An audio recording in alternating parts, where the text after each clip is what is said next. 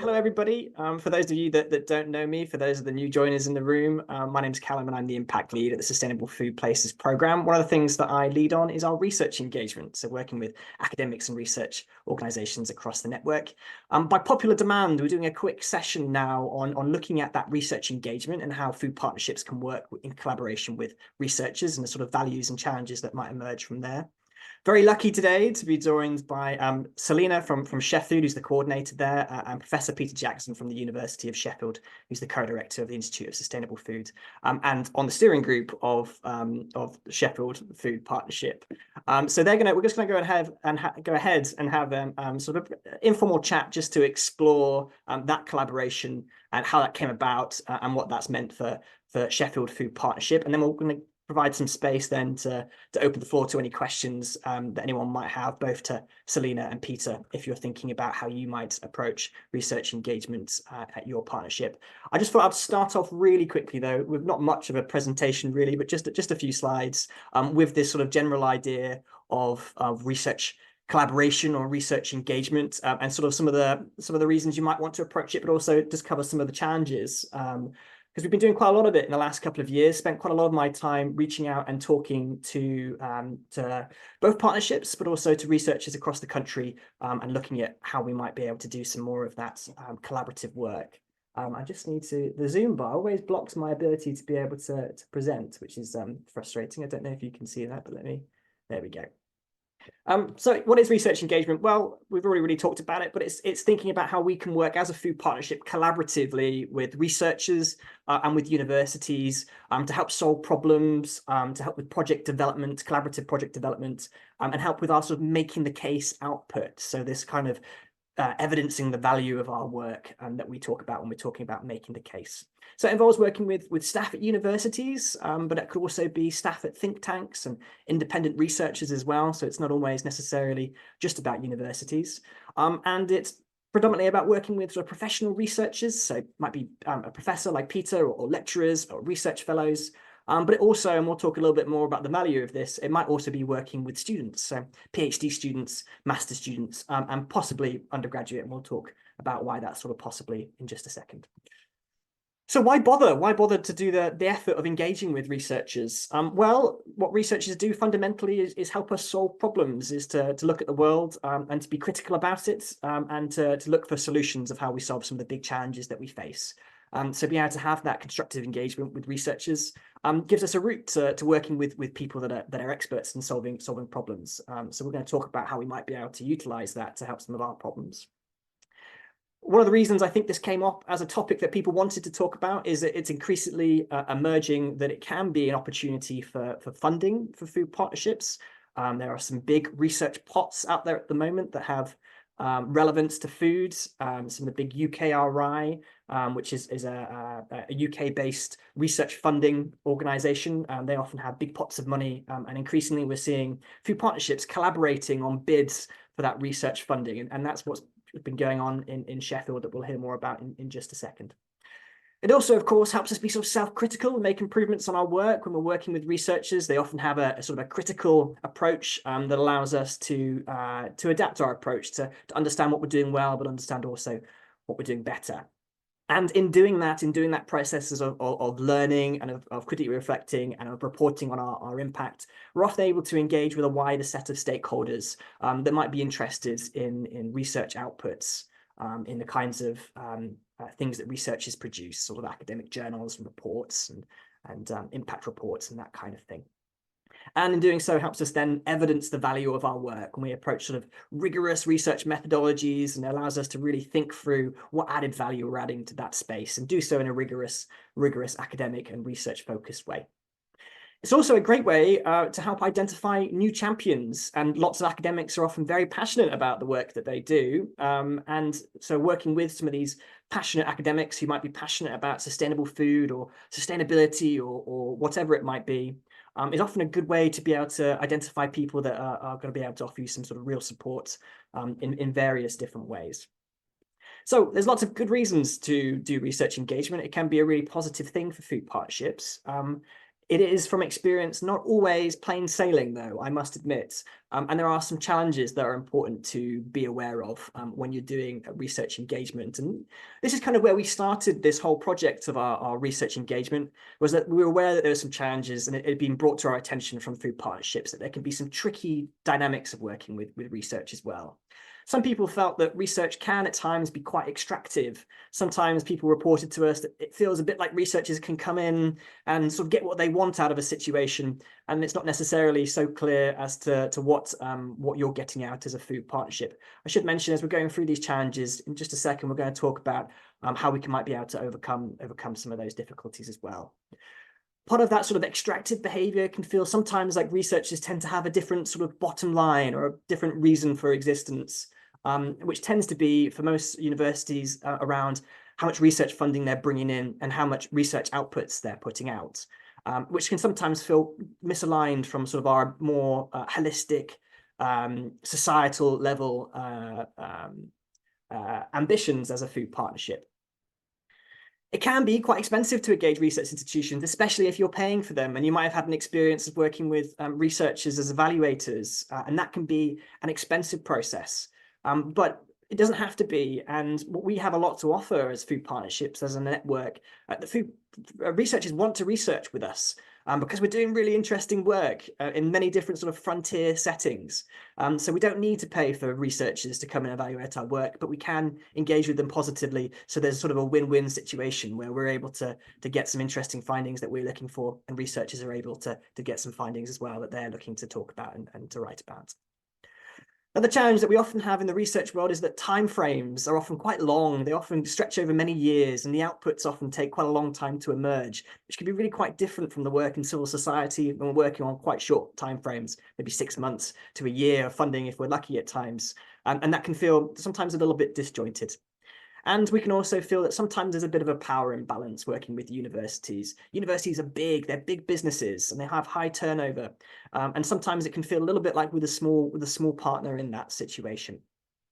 These aren't reasons to scare you off, but they are reasons just to think about when you're approaching research engagement, and to start to think about how we can take steps to sort of mitigate some of those. And we'll talk about those in just a second. I'm going the wrong way. So where do you start then if you're looking to engage with researchers? Well, one approach is to start local. If you're lucky enough to have a local university or a college, this might be a great place to start. It's worth going out and just having a little bit of a scoping exercise about what research is going on in your local university. Do they have any kinds of local focus? Are they interested in the work that you're doing locally?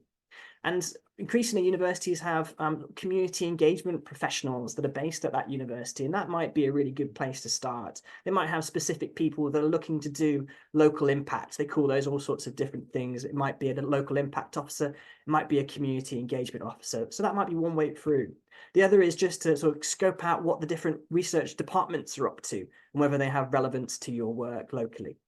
Increasingly, universities are required to have some sort of local impact in different research funds. So there's an increasing opportunity to be able to engage your local university in local work. It's increasingly seen a value for universities to be doing some impact locally, as well as their broader international reach. That being said, do stretch your wings widely, and you can engage with researchers from universities all across the country and all across the world, potentially. It's about finding those researchers that have an interest in what it is that you're looking to address, whatever problem that you're looking to address, whatever your focus is at the moment. It's good just to sort of to scope around, do some Googling, and find some of those researchers that perhaps are looking at sustainable food, or maybe they're looking at addressing food and housing, or whatever it might be. So feel free to cast your wings widely. It doesn't have to be a local university that you're engaging with. It might just be a researcher that you heard in a talk or a webinar that you think they're great. I just really encourage you to reach out. They almost always want to hear from you because you're the people doing the really interesting work. So have confidence reaching out to researchers that you're interested in and that you think are relevant to your work. Another great way of doing it, and of course Peter and Selina will tell us a little bit more about how this happened for them, but get local researchers involved first in the work of your partnership. It doesn't have to be about research, but they're really important steering group members, or they can be really important steering group members, bringing that sort of analytical and knowledge-based understanding to that steering group. So you might want to start off by engaging them in being a part of that sort of governance of your partnership. And then from there, you're able to build those constructive relationships that can lead to some really good collaborative research outputs. So some top tips then. Here we're looking at addressing some of those challenges that I mentioned before. One of the top tips that I can give you is when you're having those conversations early on, what's really important is to talk about this thing about co-production. And what this means is that you are collaborating on how that research project unfolds, the reasons you're doing that research project, the sort of objectives of that research project. And you can say that quite early on in those conversations. And it's one way that we vet, if you like, researchers who want to work with sustainable food places.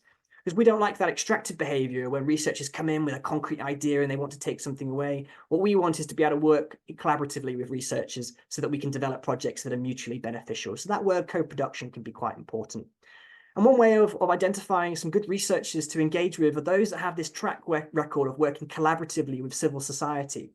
Not all researchers do that. Not every researcher sort of does this, what we might call action research, where we're working hand in hand with civil society organizations to be able to bring about some kind of change. So researchers that specialize in working collaboratively with civil society and focus on sort of action research outcomes are ones that tend to be the ones that are more appropriate for us to engage with.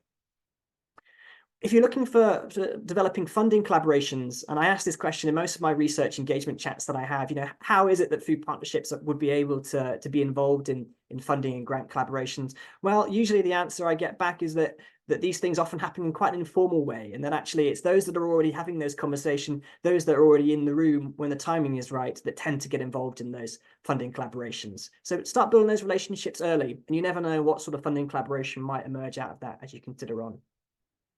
One way of addressing some of those power imbalances is thinking about setting real clear partnership agreements. Universities often do that the other way around. When we work with universities, we often have to sign quite strict criteria about the relations of that, the dynamics of that relationship. Well, we can do the same too, and we encourage you to do that, of being really clear from your perspective what the expectations of that relationship are and what some of the boundaries and important mechanisms for collaboration that will be used within that. Also, really encourage you to be open to work specifically with PhD students and master's students as well. What's kind of unique about PhD students, and often different from professional researchers, is that they often have quite a long time to be able to dedicate themselves to a project. They're slightly less constrained by sort of the day-to-day professionalism of being an academic and lots of pressures involved in that. And you're able to do a lot more of that sort of long-term co-production and relationship building. The same with master's students. They're often looking for opportunities to be able to do a short project.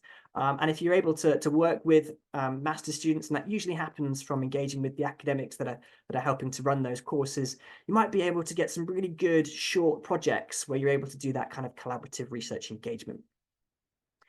One thing that's important to do if you're looking to develop those relationships is really highlight the role that food partnerships can play in helping universities to deliver local impact. As I mentioned, it's something that's increasingly important, increasingly prioritized.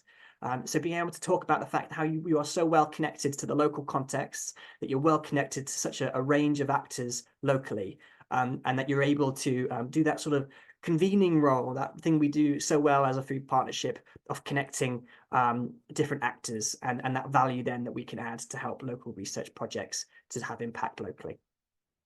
Another thing that has been recommended, and this has been taken up by Brighton and Hove Food Partnership, I know who do this, is think through your research priorities. Think through what it is that you want to find out. And we're actually going to ask that question shortly in terms of what local questions, what local problems you'd like some support answering. Think about that list and then pop that list on your website so that those that are interested in working with you have an idea of the kinds of topics that you're interested in exploring. The other thing I recommend is just to keep an eye out on research funding announcements, which can feel a little bit intimidating, I know, but if you go onto the website that I've got linked there, and I can pop that into the chat in just a second, that's the UKRI website that I mentioned, this sort of large funding organisation. They have lots of different funding areas within that for lots of different topics. And if you just keep an eye on that website once or twice a month, perhaps, just to keep an eye on what big funding might be coming out, so you can start to have a bit of an idea of that funding landscape and the sort of opportunities that might emerge out of that. So taking that into account, we're able to address some of those challenges and start to develop those sort of really important collaborative relationships. We're able to start to sort of wean out some of the research aspects or the researchers that perhaps might not be suitable to work with, as well as those that really might help us to have a collaborative approach.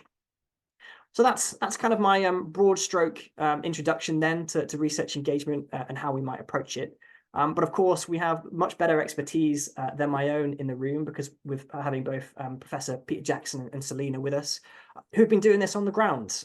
They've lots of Sheffield's Food Partnership's work right now is as a result of the collaborative arrangement that has come from Selina and Peter working closely together. So I'd like to introduce you to both to the group now. I think many of you will know Selina, but Peter, thanks so much for coming along as well. I think we could just start off with, if you're able just to tell us a little bit more about that collaboration and where that came about.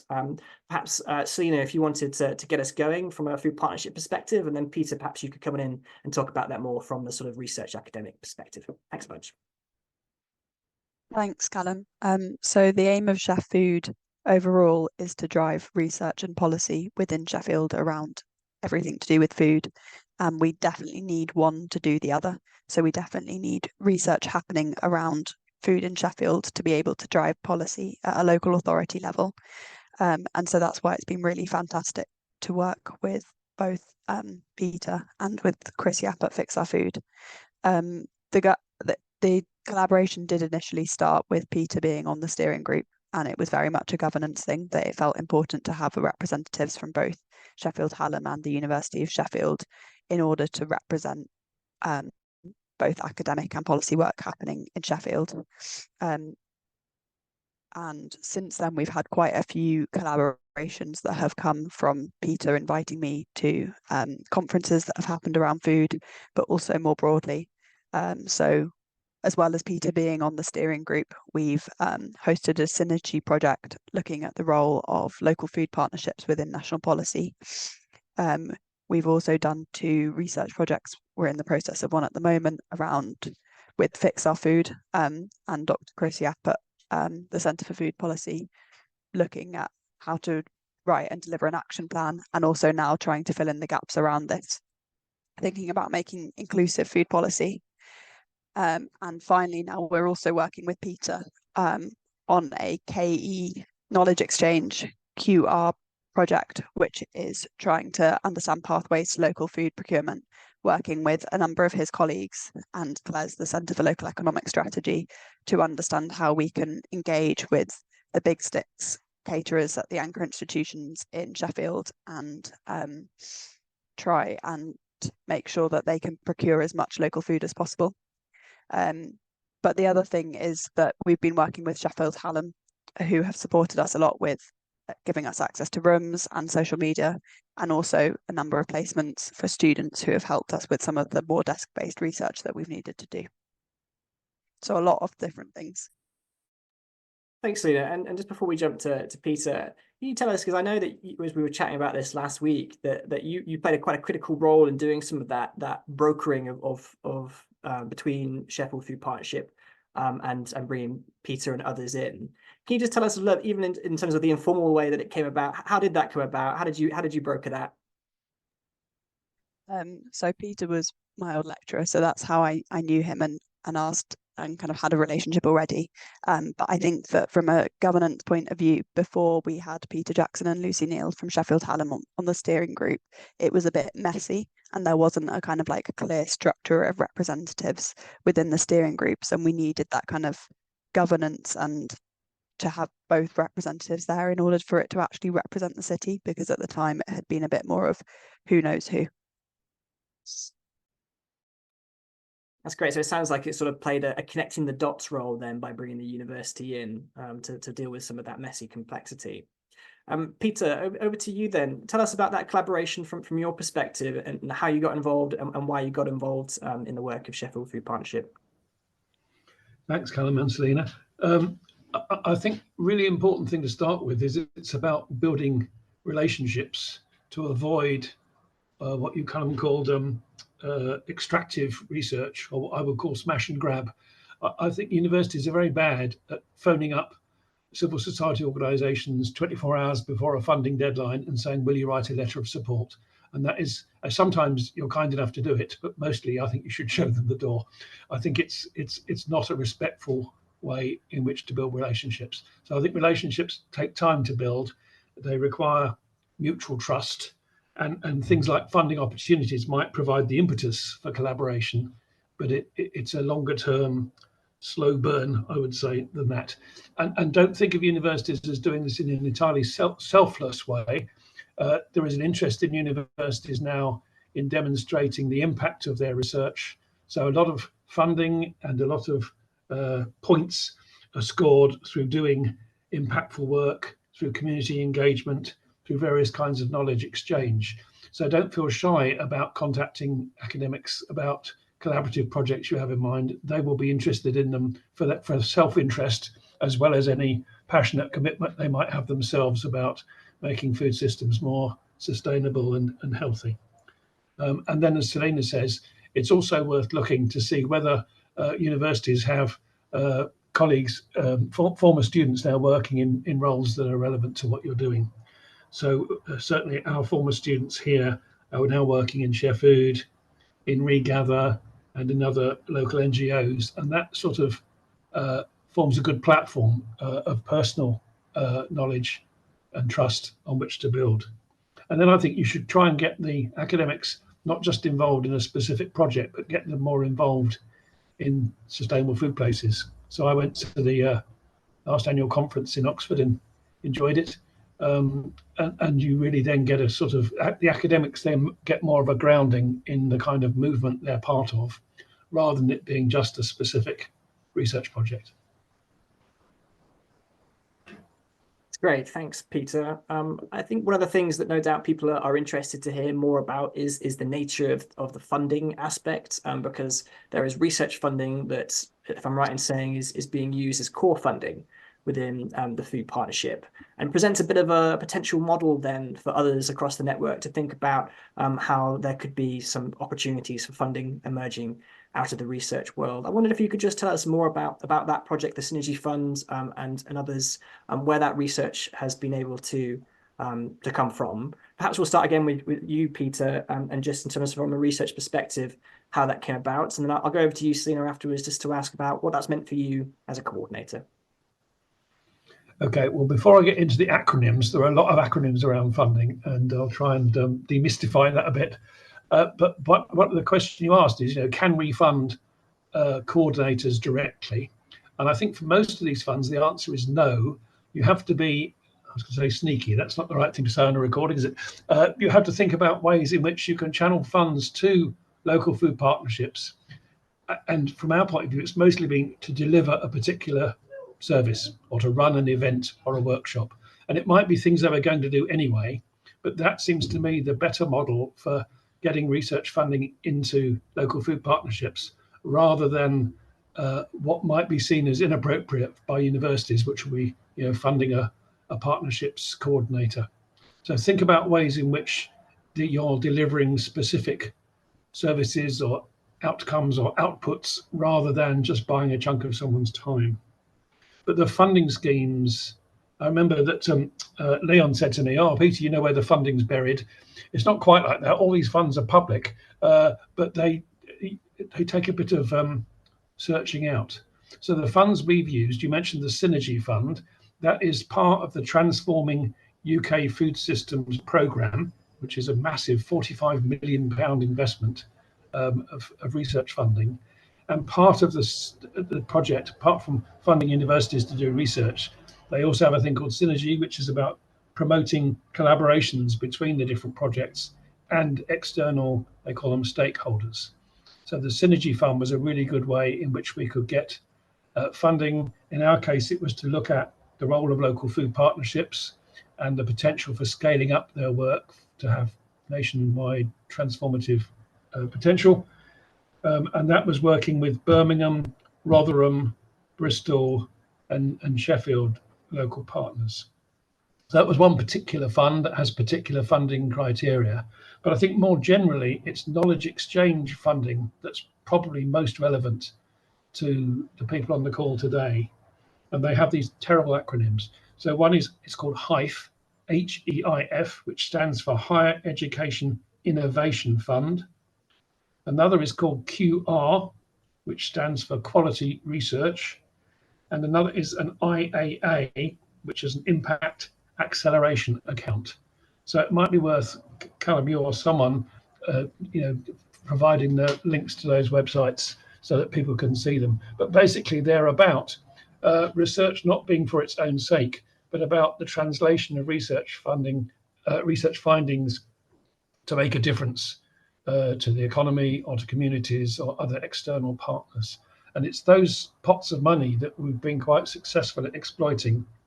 First, for doing a series of evidence reviews to help towards the Sheffield Local Food Plan. And then now, as Selina mentioned, the public procurement project we've just started. So typically these projects are about 6 to 12 months. They're 10 to 50K, something like that. Relatively small in research terms by universities, and not everyone will think they're worth going for. I think they're extremely valuable funding. You can do a lot with relatively small amounts of funding, and you can make a real difference by collaborating with local food partnerships. I can say more about that, but I should stop now and let someone else let Selina have a say. Thanks, Peter. Super helpful. I will share those links to HIFE, OR and IAA, all the acronyms later on. Just wanted to highlight what Peter was saying there about this sort of service provision element, because this comes out of a lot of experience now that we had in other partnerships where there has been that funding relationship developed. Again, it is that food partnership offering a service as a part of that research project, which is often based around the ability to be able to knowledge exchange in the local community. So do think when you're approaching universities of the sort of service that you're able to offer, and that offer sort of appeases that need to be able to not just fund core work, but actually provide that service to the research project. Often then that can involve a role being part funded. So then part of their role is about providing that service, working with the university on the knowledge exchange, but then also some of that funding might help to provide for core work as well in the work of a food partnership. And that's the case in places like Brighton and Hove, and that's the case in places like in Plymouth as well. Selina, how does that work out for you then in terms of your role as a coordinator? Where does the research part fit in, and how does that fit into other aspects as you work as a food partnership coordinator?